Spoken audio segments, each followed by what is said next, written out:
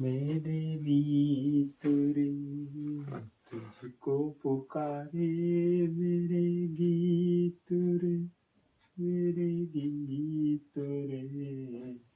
आज हम प्रायिकता पढ़ेंगे जो बोर्ड परीक्षा में लगभग 5 मार्क्स की पूछी जाती है। तो बेटा प्रायिकता क्या कहलाती है? प्रायिकता एक संभावनाओं का विषय होता है। कहने का तात्पर्य किसी घटना के घटित होने की संभावना प्रायिकता कहलाती है।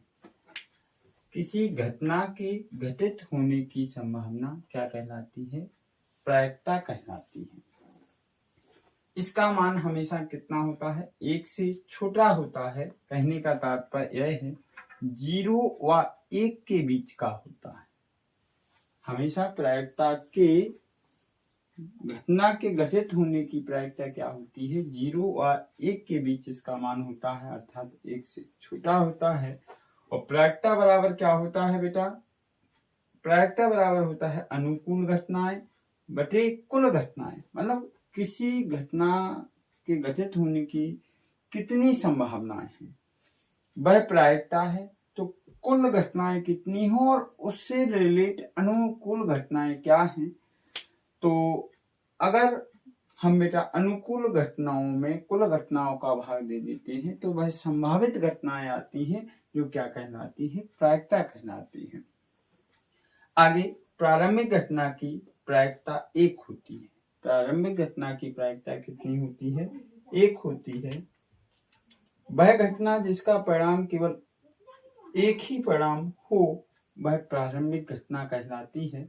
असंभव घटना वह होती है जिसके घटने की संभावना बिल्कुल क्या हो? शून्य हो, या ऐसी संभावना जो घटती ना हो उसे बेटा हम असंभव घटना कहते हैं। और उसकी प्रायिकता कितनी होती है? शून्य होती है। असंभव घटना की प्रायिकता शून्य। प्रारंभिक घटना की प्रायिकता कितनी होती है? 1 होती है। और निश्चित घटना की प्रायिकता सदैव 1 होती है। निश्चित घटना वह है कि इस घटना को घटना ही है, मतलब उसके घटना के घटित होने की संभावना बिल्कुल निश्चित है। तो ऐसी घटना को हम क्या कहते हैं? निश्चित घटना की प्रायिकता 1 होती है। हमारा एक नोट लिखा है, घटना के घटने की प्रायिकता तथा घटना के ना घटने की प्रायिकता एक दूसरे की पूरक घटना कहलाती है। एक दूसरे की पूरक घटना होती है जिनका योग 1 होता है। बेटा जो Pe लिखा है एक घटना के घटित होने की प्रायिकता है, और जो Pe0 लिखा है एक घटना के घटित ना होने की प्रायिकता है बराबर 1। ये हमारे कुछ महत्वपूर्ण शब्दावलियां हैं। किसी घटना के घटित होने की संभावना प्रायिकता कहलाती है। इसका मान हमेशा 1 से छोटा होता है जो 0 और 1 के बीच का होता है। प्रायिकता बराबर क्या होता है? अनुकूल घटनाएं बटे कुल घटनाएं। प्रारंभिक घटना की प्रायिकता हमेशा कितनी होती है बेटा? 1 होती है। असंभव घटना की प्रायिकता कितनी होती है बेटा? 0 होती है। निश्चित घटना की प्रायिकता सदैव कितनी होती है? 1 होती है। किसी घटना के घटने की प्रायिकता और किसी घटना के ना घटने की प्रायिकता एक दूसरे की पूरक होती हैं और जिनका योग कितना होता है बेटा? 1 होता है। अब हम मिलते हैं कुछ महत्वपूर्ण सवालों के साथ। बेटा हमारा पहला प्रश्न है, यदि घटना निश्चित रूप से घटती है तो उसकी प्रायिकता क्या है? निश्चित घटना की प्रायिकता सदैव कितनी होती है बेटा? 1 होती है। अभी अपन ने पढ़ा कि निश्चित घटना की जो प्रायिकता होती है वो कितनी होती है? सदैव 1 होती है। अगला हमें प्रश्न दिया है, किसी घटना की प्रायिकता नहीं हो सकती। बेटा हमने आपको बताया है किसी भी घटना की प्रायिकता का मान 1 से छोटा होता है।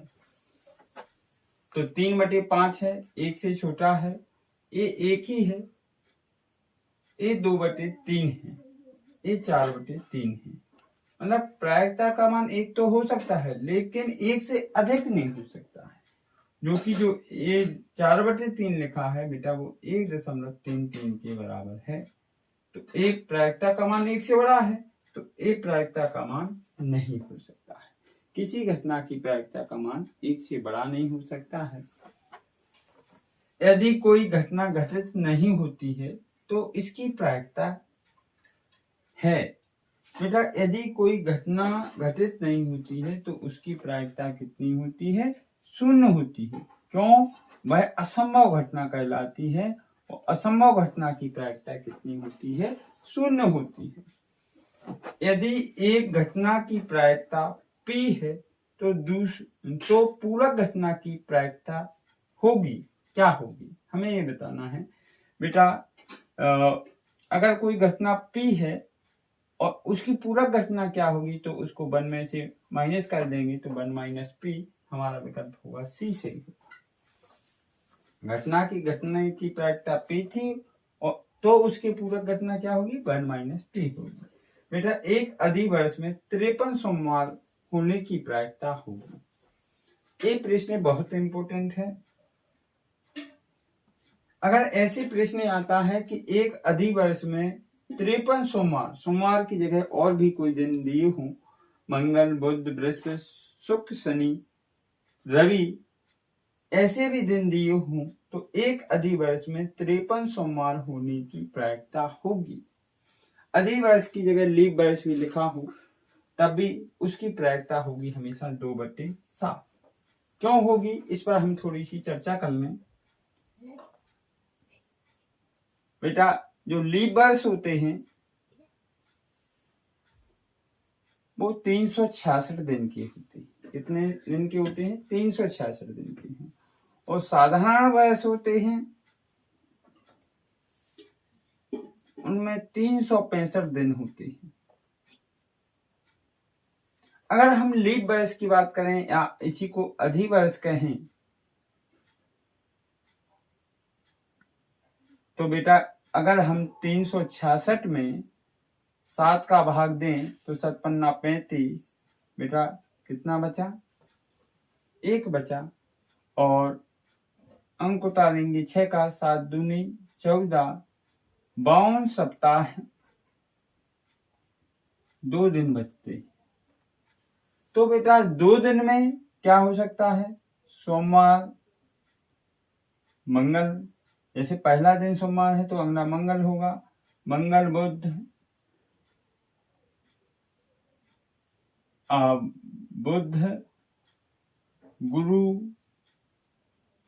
गुरु, शुक्र, शनि,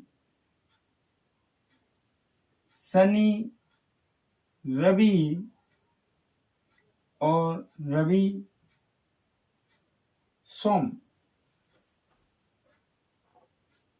आप ये समझें कि बेटा ये जो 2 दिन शेष बचे हैं वो कुछ भी हो सकते हैं।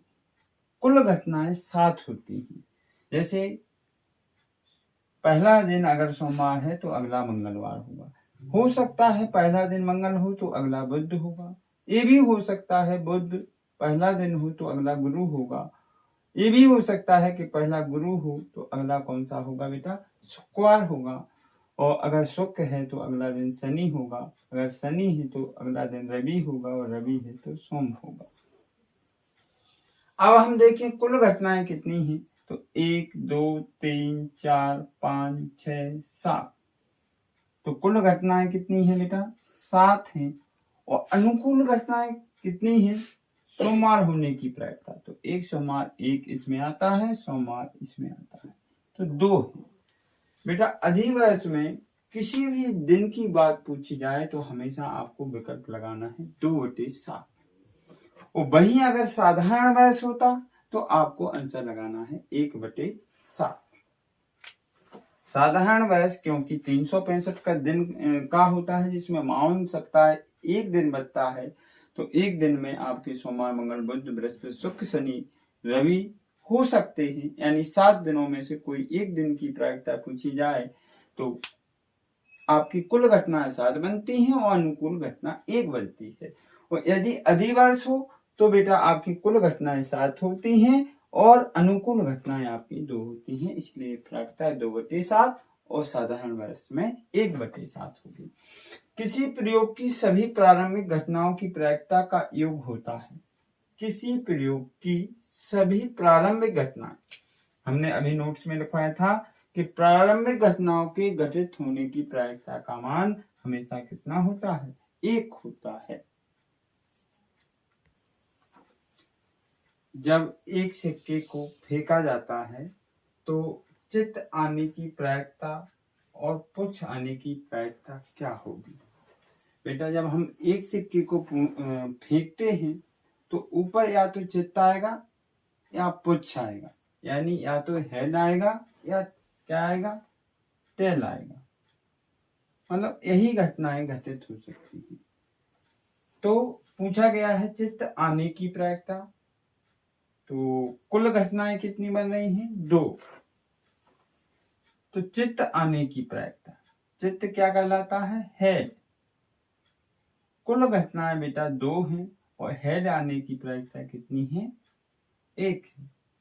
तो हमारी चित्त आने की प्रायिकता कितनी कहलाई? 1/2। पुच्छ आने की प्रायिकता क्या होगी बेटा? ऐसे ही पुच्छ आने की प्रायिकता, कुल घटनाएं 2 हैं और अनुकूल घटनाएं यानी टेल कितनी बार आ सकता है? तो अनुकूल घटना भी 1 है। इसलिए जब एक सिक्के को फेंका जाता है तो चित्त आने की प्रायिकता हो या पुच्छ आने की प्रायिकता हो, दोनों का आंसर कितना होता है? 1/2 होता है।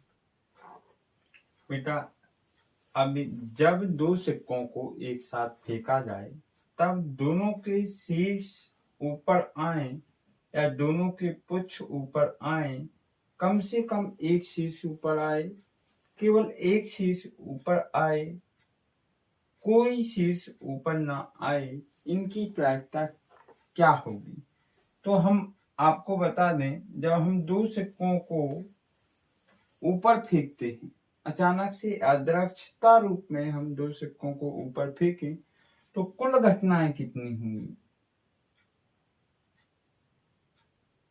कुल घटनाएं बेटा हो सकता है कि पहले पर हेड आए, दूसरे पर भी हेड आए। अगली ये संभावना भी हो सकती है कि पहले पर हेड आए, दूसरे पर टेल आए। अगली संभावना ये भी हो सकती है कि पहले पर टेल आए, दूसरे पर हेड आए। अगली ये भी हो सकती है कि पहले पर टेल आए और दूसरे पर भी टेल आए। मतलब जब हम 2 सिक्कों को एक साथ उछालते हैं तो कुल घटनाएं बेटा 4 घटित होती हैं। या तो दोनों हेड होंगे, या पहला हेड होगा तो दूसरा टेल होगा, या पहला टेल होगा तो दूसरा हेड हो सकता है, या दोनों टेल हो सकते हैं। ये 4 कुल घटनाएं घटित होने की संभावनाएं हैं। अब बेटा हम बात करते हैं दोनों के शीश ऊपर आए तो उसकी प्रायिकता क्या होगी? बेटा दोनों के शीश का मतलब है हेड में सिर। तो ऐसी कितनी अनुकूल घटनाएं हैं जिनके दोनों के शीश ऊपर आए हों? तो केवल 1 है। कुल घटनाएं कितनी हैं? 4 हैं। इसलिए प्रायिकता कितनी हो जाएगी? 1/4।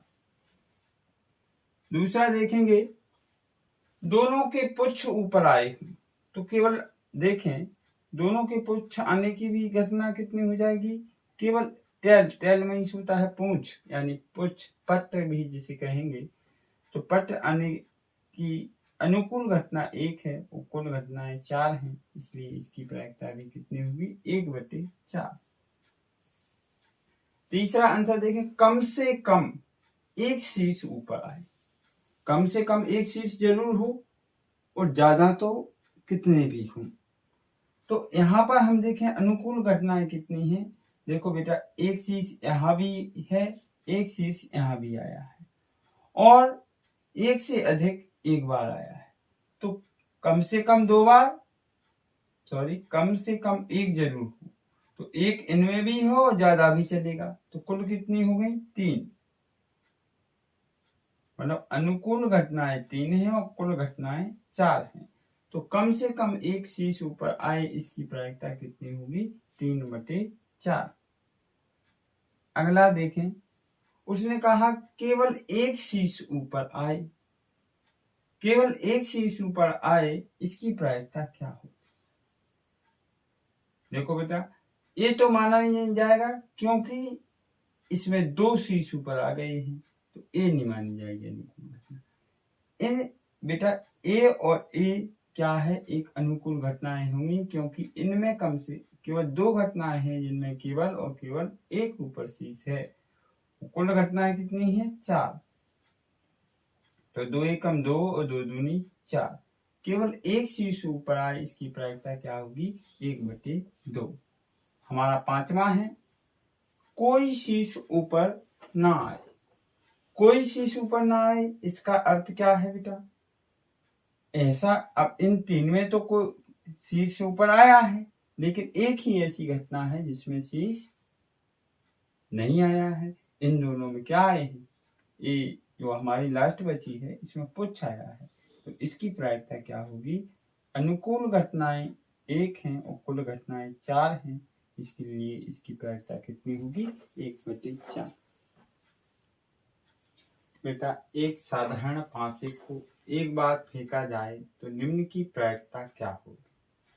बेटा, हम जब एक पांसे को फेंकते हैं तो पांसे पर 1 से 6 तक अंक लिखे होते हैं, तो उसकी कुल घटनाएं आपकी बेटा, कुल घटनाएं 6 होंगी। और वो कौन कौन सी होंगी? या तो 1 आ सकता है, या 2 आ सकता है, या 3, या 4, या 5, या 6। मतलब जब हम एक साधारण पांसे को फेंकेंगे तो इन निम्न 6 अंकों में से कोई अंक होंगे, अर्थात कुल घटनाएं आपकी कितनी होंगी? 6 घटनाएं होंगी। अब उन्होंने यह पूछा है कि एक सम संख्या हो, एक सम संख्या होने की प्रायिकता क्या होगी? अब सम संख्याएं कितनी हैं? तो 1, 2, 3, 1, 2, 3 सम संख्याएं हैं, तो अनुकूल घटनाएं 3 हैं और कुल घटनाएं 6 हैं। तो 3 एकम 3, 3 दूनी 6, 1/2। दूसरा देखिए, एक विषम संख्या हो, तो विषम संख्याएं कितनी आएंगी? मतलब हम पांसा फेंकेंगे तो विषम संख्या के आने की संभावना कितनी है? 1, 2 और कितनी? 3। तो 3/6 ये विषम संख्या के आने की प्रायिकता है, क्योंकि 3 एकम 3, 3 दूनी 6। आगे देखेंगे, लिखा है एक अभाज्य संख्या हो। अभाज्य संख्या की प्रायिकता क्या होगी बेटा? अभाज्य संख्या बेटा, एक आपकी अभाज्य संख्या 2 होती है और 3 भी एक अभाज्य संख्या है, 5 भी एक अभाज्य संख्या है। तो अभाज्य संख्याएं, अनुकूल घटनाएं हुई 3, कुल घटनाएं कितनी? 6। तो 1/, कितना हो जाएगा? 2। अब अगला प्रश्न दिया है हमें, चौथा सवाल दिया है कि 3 से बड़ी संख्या हो। 3 से बड़ी संख्याएं कौन कौन सी हैं? 4, 5, 6। तो 4, 5, 6 हैं, तो इसकी प्रायिकता क्या होगी बेटा? अनुकूल घटनाएं 3 हैं और कुल घटनाएं 6 हैं, तो 3 एकम 3, 3 दूनी 6। आखिरी लास्ट सवाल देखेंगे, दिया है 2 व 5 के बीच स्थित कोई भी संख्या हो। तो आप देखें 2 व 5 के बीच कितनी संख्याएं हैं? केवल 3 और 4 हैं, इसलिए अनुकूल घटनाएं कितनी हैं बेटा? 2 हैं और कुल घटनाएं कितनी हैं? 6 हैं। तो 2 एकम 2, 2 तिहाई 6, ये हमारे क्या होंगे? आंसर होंगे। बेटा, हमें दिया है जब 2 पांसों को एक साथ फेंका जाए तो निम्न की प्रायिकता होगी। बेटा, हम 2 पांसों को एक साथ फेंकेंगे तो उनकी कुल कितनी घटनाएं घटित होंगी, कुल कितनी संभावनाएं होंगी, और उसकी प्रायिकता क्या होगी कि कम से कम एक द्विक आने की प्रायिकता। द्विक का तात्पर्य यह है कि दोनों पांसों को फेंका जाए तो दोनों पर 5 आए, या दोनों पर 2-2 हो, या दोनों पर 3-3 हो, या दोनों पर 4-4 हो, या दोनों पर 6-6 हो। वह कम से कम ऊपर 1-2 आए, इसकी प्रायिकता क्या होगी। दूसरा है 5 कम से कम एक बार जरूर आए, अधिक बार चलेगा। दोनों पांचों की संख्याओं का योग कितने से 7 से छोटा हो। बेटा जब हम 2 पांचों को एक साथ फेंकेंगे तो इतने 36 कुल अनुकूल घटनाएं बनेंगी। हो सकता है कि पहली बार फेंकने पर पहले पांसे पर 1 आए और दूसरे पांसे पर भी 1 आए। हो सकता है पहले पर 1 आए, दूसरे पर 2 आए। हो सकता है पहले पर 1 आए, दूसरे पर 3 आए, या पहले पर 1 आए, दूसरे पर 4 आए, या पहले पर 1 आए, दूसरे पर 5 आए, या पहले पर 1 आए, या दूसरे पर 6 आए। ऐसे ऐसे करके एक कुल कितनी बेटा 36 संभावनाएं बनेंगी, 36 कुल घटनाएं होंगी। अब एक प्रश्न में पूछा गया है बेटा कि 1-2 आने की प्रायिकता क्या। तो बेटा 1-2 आने की प्रायिकता क्या होगी, हम जानते हैं P बराबर अनुकूल घटनाएं, अनुकूल घटना बटे कुल घटना। अब देखो बेटा 1-2 आने की प्रायिकता, तो 1-2 एक ए है, दूसरा ए है 2, तीसरा ए है, चौथा ए है, पांचवा ए है और छठवां 2 ए है। यानी ये सभी जोड़े के रूप में है। ये 2 हैं, ये 2 हैं, तो कुल 2 कितने हैं 6 हैं, और कुल घटनाएं कितनी हैं 36 हैं। तो 2 आने की प्रायिकता कितनी होगी 6 एकम 6, 6 6 36। ये हमारा पहला आंसर। दूसरा उन्होंने क्या कहा, 5 कम से कम एक बार आए। तो देखो कम से कम एक बार हो, अधिक बार चलेगा। तो यहां पर आप देखें 1 2 3 4 और एक सभी और एक ही है। तो कम से कम एक बार 5 जरूर आए। तो 1 2 3 4 5 6 7 8 9 10 11 कुल घटनाएं कितनी हो, अनुकूल घटनाएं कितनी होगी बेटा 11 घटनाएं हो गई, और कुल घटनाएं कितनी है 36। तो 5 कम से कम एक बार आए। ऐसी किसी और भी अंक की पूछी जाती तब भी उसकी प्रायिकता कितनी होती 11/36। तीसरा प्रश्न ये पूछा गया है, दोनों पांचों की संख्याओं का योग 7 से छोटा हो। तो ऐसी संख्याएं कितनी हैं जिनका योग 7 से छोटा हो। तो देखो 1 2 3 4 5। अब 6 एक साथ, लेकिन हमें क्या चाहिए 7 से छोटा। तो कितनी हुई 5 6 7 8 9 10 11 12 13 14 और 15। तो बेटा ऐसी 15 अनुकूल घटनाएं हैं जिनका योग कितने 7 से छोटा है। तो उसकी प्रायिकता क्या होगी बेटा, अनुकूल घटनाएं बटे कुल घटनाएं। अब बेटा अनुकूल घटनाएं कितनी है 15 और कुल घटनाएं कितनी है 36। अब बेटा ये 3 से कट रहा है, तो 3 5 15, 3 एकम 3, 3 दूनी 6, 5/12 क्या होगा आंसर होगा। हमें अगला सवाल दिया है, एक डिब्बे में बेटा 5 लाल कंचे हैं, 8 सफेद कंचे हैं, 4 हरे कंचे हैं। इस डिब्बे में से एक कंचा अचानक यानी अध्यक्षा निकाला जाता है, तो इसकी प्रायिकता है कि निकाला गया कंचा लाल है, नंबर 1, सफेद है, हरा है की प्रायिकता क्या होगी? बेटा हमें क्या दिए हैं? सर्वप्रथम लाल कंचे आपको दिए हैं 5, सफेद कंचे आपको दिए हैं 8 और हरे कंचे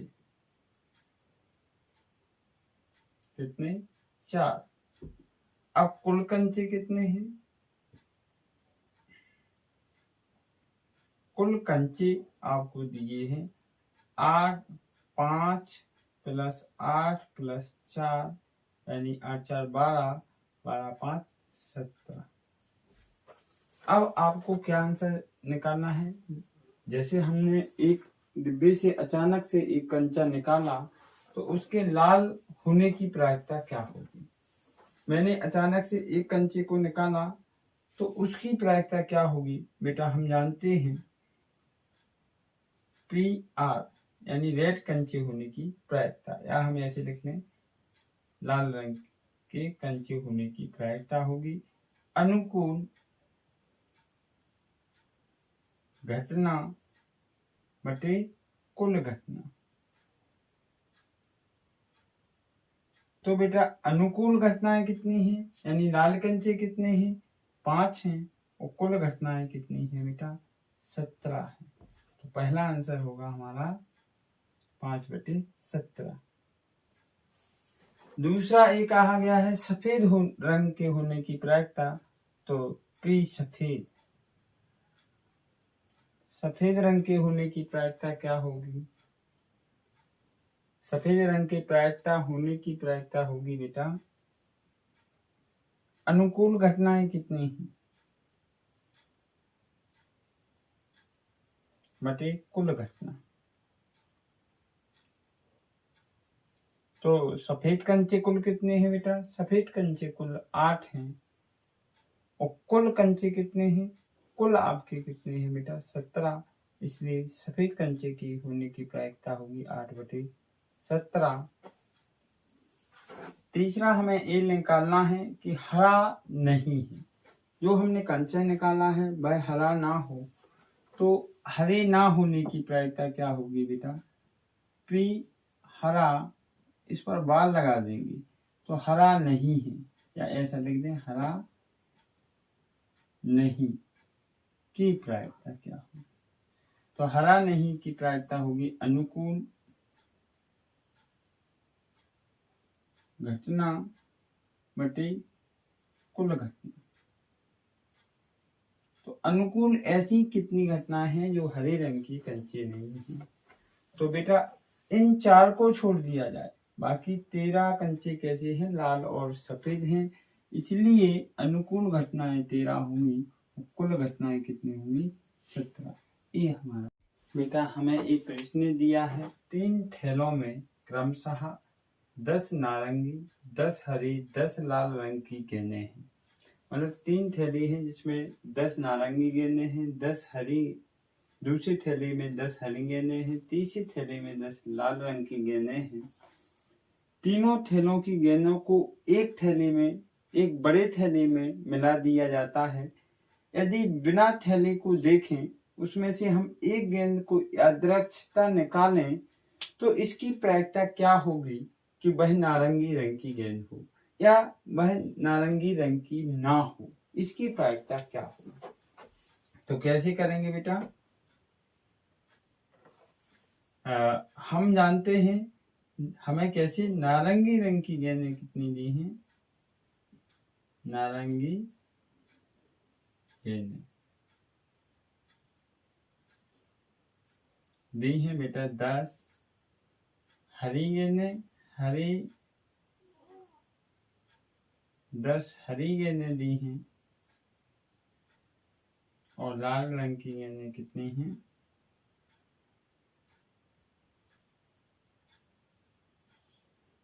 10। कुल गेंदें कितनी होगी बेटा?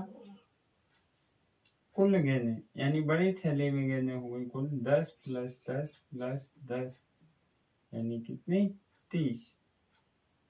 अब उसने ये कहा कि नारंगी रंग की हो, नारंगी रंग की हो, इसकी प्रायिकता क्या होगी? तो प्रायिकता बराबर होगा अनुकूल घटना बटे कुल घटना।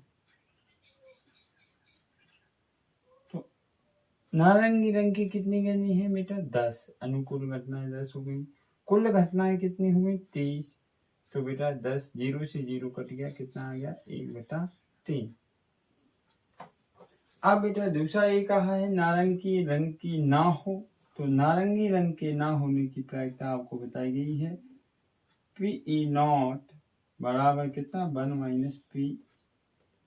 तो 1 - P कितना? 1/3। तो 3 एकम 3 - 1/3, तो कितना बचा? 2/3। ये हमारा आंसर है। या ऐसे भी हम कर सकते थे P बराबर, यानी बेटा नारंगी रंग की कौन सी गेंद है? इन 10 को छोड़ दिया जाए तो ये 2 20 बची है, तो 20 कितना आ जाता? 30। 0 से 0 कट जाता, आंसर कितना आ जाता? 2/3।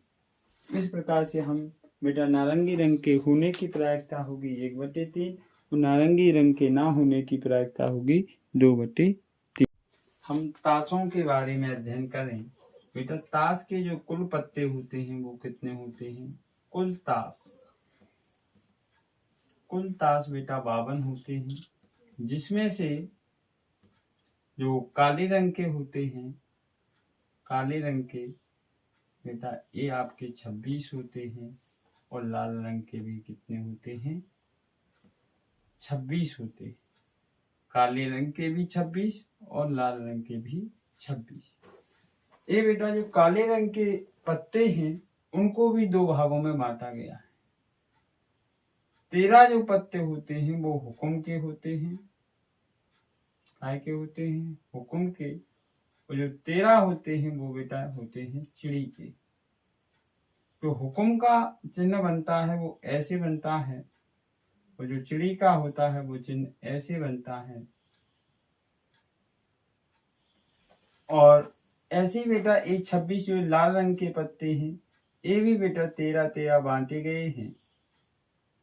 13 पत्तों को हम ईंट के पत्ते कहते हैं, जो इस प्रकार से बनती है। और 13 जो पत्ते होते हैं वो बेटा इस पान के जैसे होते हैं, दिल के जैसे होते हैं, जिसे हम पान कहते हैं। तो पान के पत्ते भी 13 होते हैं, ईंट के पत्ते भी कितने होते हैं? 13 होते हैं। और चिड़ी के पत्ते भी कितने होते हैं? 13 होते हैं। हुकुम के पत्ते कितने होते हैं? 13 होते हैं। काले रंग के पत्ते कितने? 26। लाल रंग के पत्ते कितने होते हैं? 26 होते हैं। अब बेटा प्रत्येक पत्ते हुकुम, चिड़ी, ईंट, पान ये कितने होते हैं? 13 होते हैं।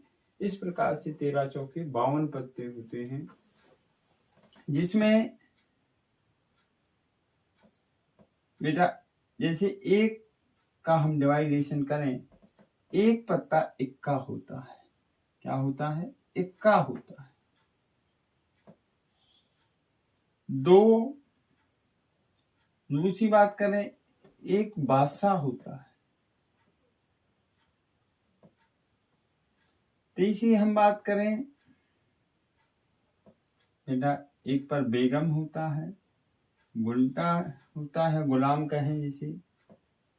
एक आपका बेटा इक्का पर ए लिखा होता है, बादशाह पर के लिखा होता है, बेगम पर बेटा क्यू लिखा होता है, गुलाम पर बेटा आपका जे लिखा होता है, फिर दहा होता है, 9 होता है, 8 होता है, 7 होता है, छक्का होता है, पंजा होता है, चौगा होता है, तिप्पी होती है, दुक्की होती है।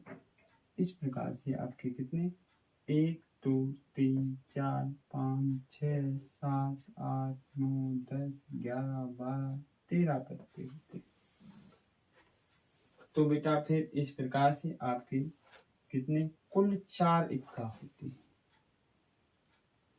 कुल 4 इक्का होते हैं, 4 बादशाह होते हैं, 4 बेगम होती हैं, 4 गुलाम होते हैं, 4 दहा होते हैं और 4 नहा होते हैं और 4 आपके क्या होते हैं, अट्ठा होते हैं, 4 सत्ता होते हैं, 4 छक्का होते हैं, 4 पंजा होते हैं और 4 चौका होते हैं, 4 तिप्पी होती हैं और 4 दुक्की होती हैं। अगर हम ये बात करें बेटा कि जो कुल चित्र वाले पत्ते होते हैं तो ये होते हैं, 4 बादशाह वाले चित्र वाले होते हैं, बेगम वाले भी चित्र वाले होते हैं और गुलाम वाले भी चित्र वाले होते हैं। तो कुल मिलाकर के 12 जो पत्ते होते हैं वो चित्र वाले होते हैं। कैसे होते हैं, चित्र वाले होते हैं, जिसमें से आधे पत्ते लाल। बेटा हमें दिया है ताश के 52 पत्तों की एक गड्डी में से हुकुम का बादशाह, हुकुम का क्या, बादशाह और बेगम, बेगम कहें क्यों, कहे कि हुकुम की, और गुलाम जे को निकालकर अच्छी तरह से फेंटा जाता है। शेष बचे पत्तों में से एक पत्ता निकाला जाता है, उसकी प्रायिकता ज्ञात कीजिए कि निकाला गया पत्ता क्या हो, एक हुकुम है या एक बादशाह है। तो हम सॉल्व करें। कुल ताश कितने होते हैं, 52। शेष ताश कितने, शेष बचे ताश कितने होंगे बेटा, एक बादशाह निकाल लिया गया है हुकुम का, एक बेगम निकाल ली गई है, एक गुलाम निकाल लिया गया। तो बेटा इसमें से हमने 3 ताश निकाल लिए गए हैं, तो अब बचे ताश हैं जो 49 हैं। कितने हैं, 49 हैं। कितने निकाल लिए गए बेटा, 49 ताश निकाल लिए गए, सॉरी 3 ताश निकाल लिए गए तो 49 बचे। अब वो कह रहे हैं इनको अच्छी तरह से फेंटा जाता है, तो इसकी प्रायिकता क्या होगी कि वह हुक्म का हो। तो पहला हम जानते हैं कि हुक्म के कुल पत्तों की संख्या बेटा कितनी होती है, 13 होती है, लेकिन शेष हुक्म के